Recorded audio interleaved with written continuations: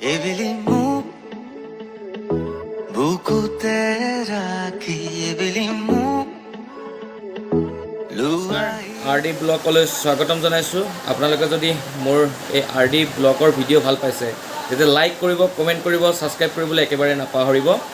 আজি এটা ভিডিও লৈ আহিছো টেকনিক্যালি ভিডিও আপোনাৰ যদি মোবাইলত পাৰ্টছত লাগি যায় আপুনি পাৰ্টছত যদি পাহৰে তেন্তে আপোনাৰ মোবাইলটো এন্ড্ৰইড ফোনটো কেনেদৰে আপোনালোকৰ ফ্যাক্টৰী ৰিস্টাৰ্ট মাৰিব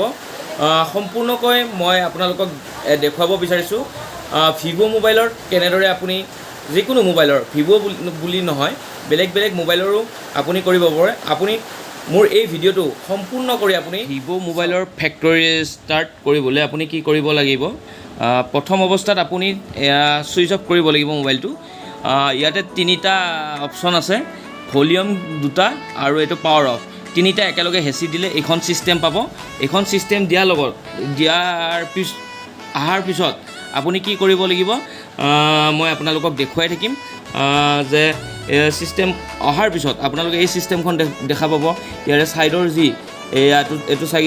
এটো চাইছে এটো ওয়েব ডাটা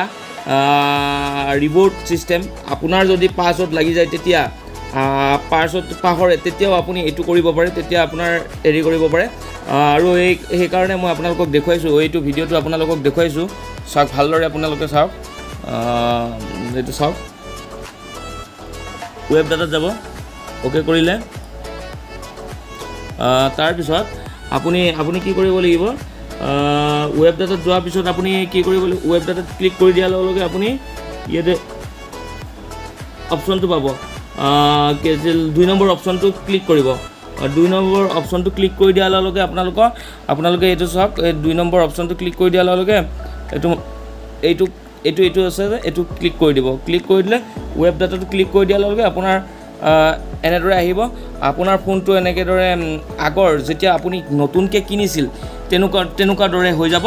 আপোনালোকে এই টিপছটো কৰিব পাৰে কাৰণ আপোনাৰ কেতিয়াবা পাছৱৰ্ড পাহৰি যাব পাৰে বা হেৰি কৰিব পাৰে তেতিয়া এনেদৰে সাকসেসফুল দিলে ওকে কৰি দিব তাৰ পিছত আপোনাৰ এই অপচনটো আহি যাব